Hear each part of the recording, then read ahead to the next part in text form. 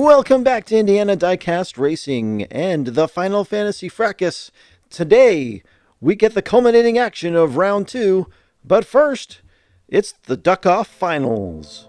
We got our Final 4, and first up from Arlo Racing, Roman Gray is looking to continue his sweep of the other off-road vehicles in his really nice Cybertruck. That was hard to say. Mr. Dark is driver number 2, who only lost to Roman Gray in the head-to-head competition. He's in his Dodge Ram. Then we've got Bison Bob in his Baja Bison, accurately named Moo Cow. He is driver number 3. And driver number 4, if he can keep his truck upright, which is a Ford F-150, it's Marcus. And just like normal, this is 4 laps. They'll rotate in each of the 4 starting positions. And right now, Roman Gray has got the lead, and he's going to come out of turn 2 well ahead. Marcus is rolled in the back, and it's a 3-truck race. Though Roman is running away with lap 1, and he's going to get a quick 4 points. It looks like Mr. Dark is second, and Bison Bob is third.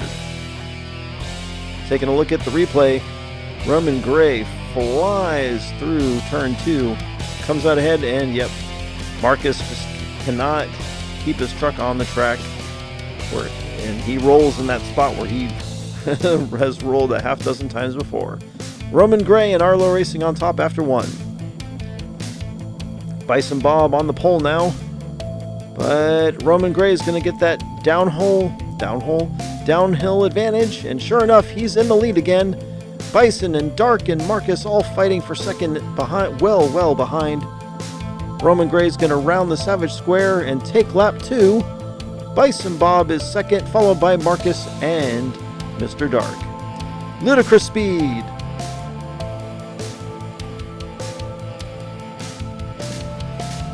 Good Lord, that is absurdly fast. Alright, after 2, Roman Gray is still perfect. He's got 8 points, and one difference from our normal groups is only one of these 4 drivers will advance to, I guess, round 2, because we're still in round 2, to take Ace Ventura's spot. So whoever wins this group will get right back on track in the next group. Marcus surprisingly leading lap number 3, and he's not going to be challenged.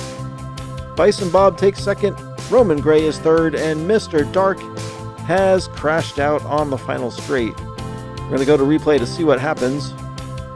Mr. Dark was all the way in the back, and he rounds the final turn.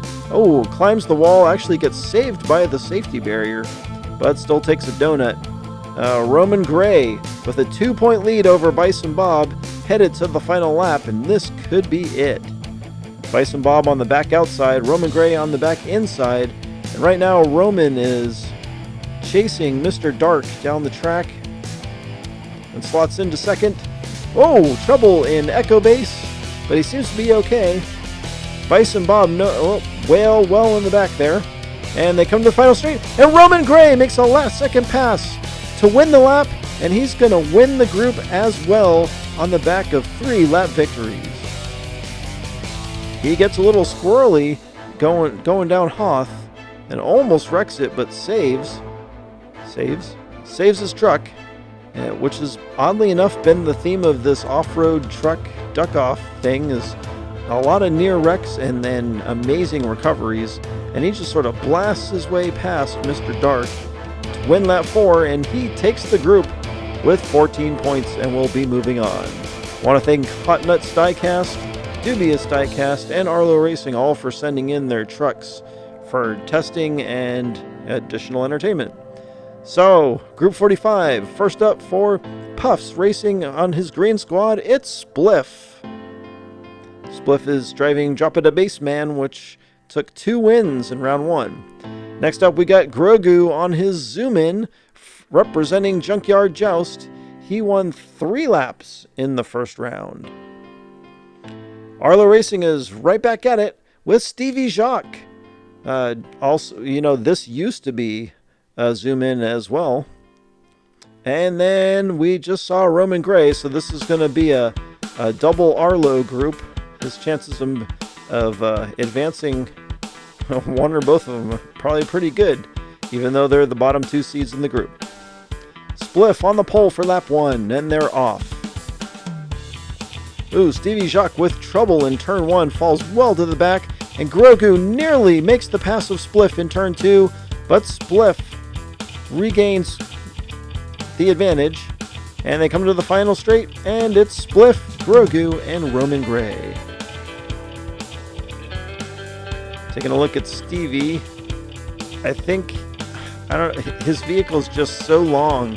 I think it just rubs so much in those 3D printed single lane turns. It's unfortunate for Stevie because he had a pretty entertaining car. And then Spliff taking turn 2 really quickly to stay ahead of Grogu. Puffs Racing on top after 1. I really like his shiny blue wheels. Alright, Stevie Jacques on the pole with his teammate behind him. Does a little better. But here comes Puff and Grogu. They are both going to make the pass in turn 2. And both Arlo drivers now trailing in the back. Stevie Jacques now up to speed. Oh! They hit some cones. And Stevie falls behind. And Spliff takes lap 1, sliding perpendicular just ahead of Grogu, who takes second. And unfortunately for the Arlo drivers, they stall out and take 0 points here on lap, what are we on? Lap 2? Lap 1? Can't remember now. Great job by Spliff, keeping his vehicle in front of Grogu. And unfortunately for Roman, Stevie kind of takes him out. And Spliff and Grogu, with 2 strong opening laps, kind of running away with this one, but we'll see how they do from the back row on lap 3. Roman Gray, this is his chance to get back in the fight, and he's taken off pretty quick. Even Grogu can't keep up with him in the same lane. We seem to have lost the other 2 drivers. Roman Gray is wrecked! Roman Gray has wrecked on what should have been a gimme win.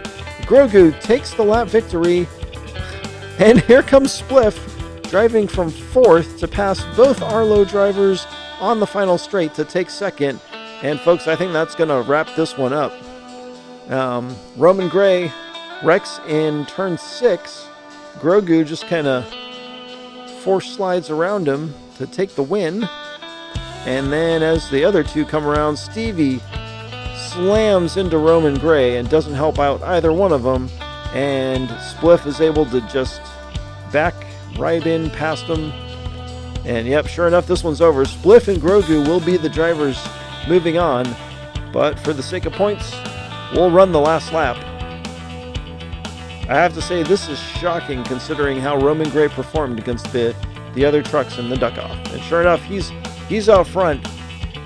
I don't think there's any question he is at least as fast as Grogu, if not the fastest vehicle on the track. He finally gets a win. Grogu slides and blocks. And here comes Stevie. Oh, big collision. And Grogu is again the beneficiary. He slides across for second on what was a lap that didn't really mean anything, but tough luck for Arlo Racing. Normally they're so good, and just rotten luck today. And Spliff will advance as the number 2 driver despite his donut on lap 4. Stevie Jacques never finishes a single lap. Alright, this is it, folks. The final group of round 2.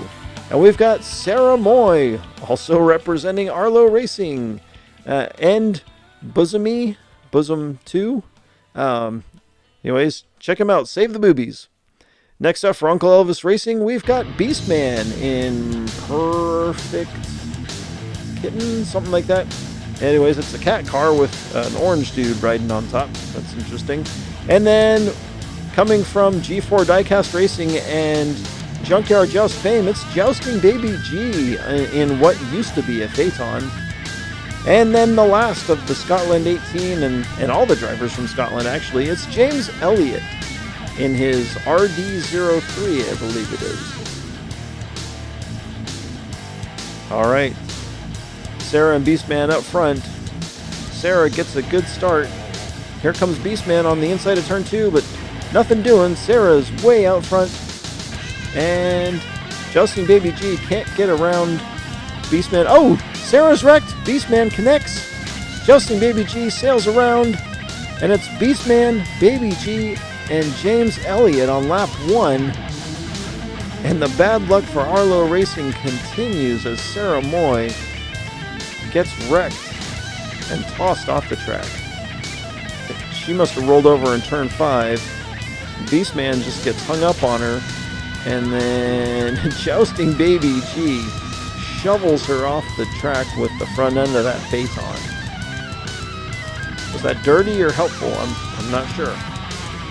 But a big donut for Arlo Racing. That's going to hurt on Sarah's pole position lap. And they rotate around, and now Justin Baby G is on the pole. And I think Sarah's going to try and get some redemption here. And sure enough, she's really fast on the back straight. She's going to be out front again, followed by Beastman.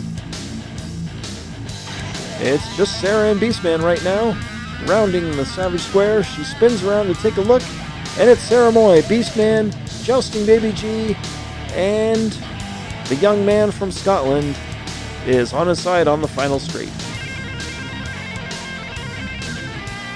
Well, Beastman, after the first half, has a 2-point lead over Jousting Baby G. Sarah Moy, despite that donut, is not out of it yet. James Elliott on the pole for that 3. Oh, and there goes Jousting Baby G in that super heavy car. And here comes Sarah Moy. Oh, she tries to drive up the back of that ramp. And this is the closest this group's been all day so far. They come down the final straight, and it's Baby G, Sarah Moy. Oh, Beastman gets around James Elliott, who stalls out inches. No, wait, he's Scottish. Millimeters short of the finish line. Kind of a wild final straight. I think James Elliott can thank Sarah Moy for getting hung up on the wall there and taking a DNF. Well, that's probably going to be the end of, well, not probably, it is going to be the end of James Elliott's tournament, unfortunately. And Beastman on the pole. Sarah Moy really needs to make something happen here to get ahead of either Beastman or Jousting Baby G.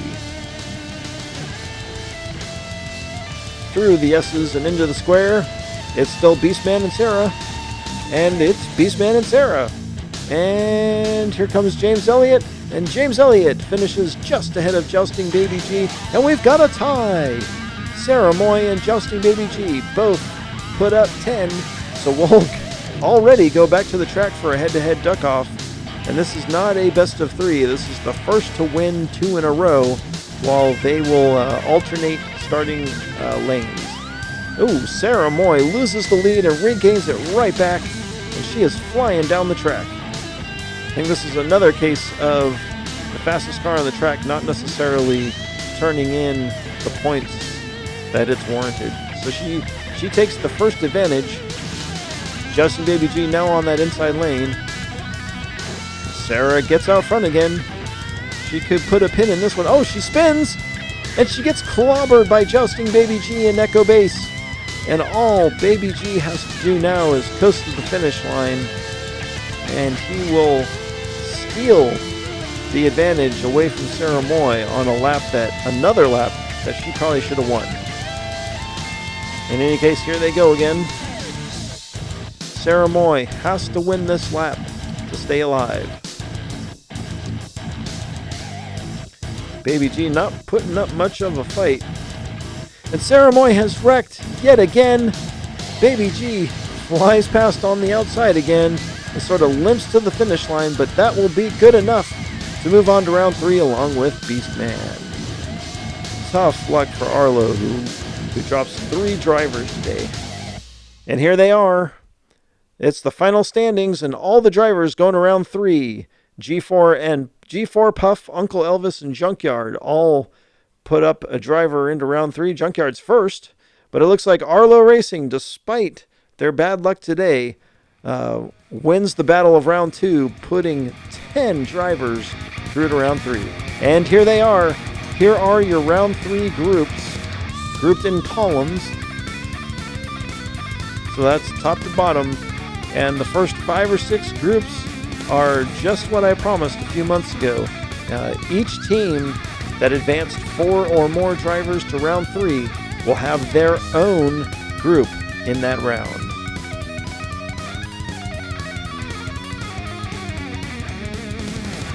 And then as you can see, once we get past those, it'll go back to the usual kind of random matchups that we've seen before.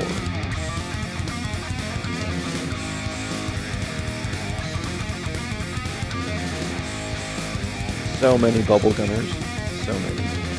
And then I ran out of stands, so I'm printing some more. So there's actually 3 groups back here in the back.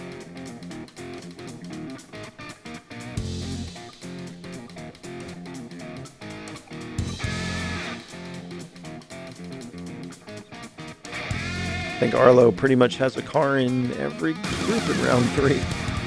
Well, that's it, folks. I hope you enjoyed round 2. It only took, like 6 months or so to get done. But this has been Jim D for Indiana Diecast Racing. Be sure to check in next time for more slightly above mediocre diecast racing and the round 3 action of the Final Fantasy Fracas.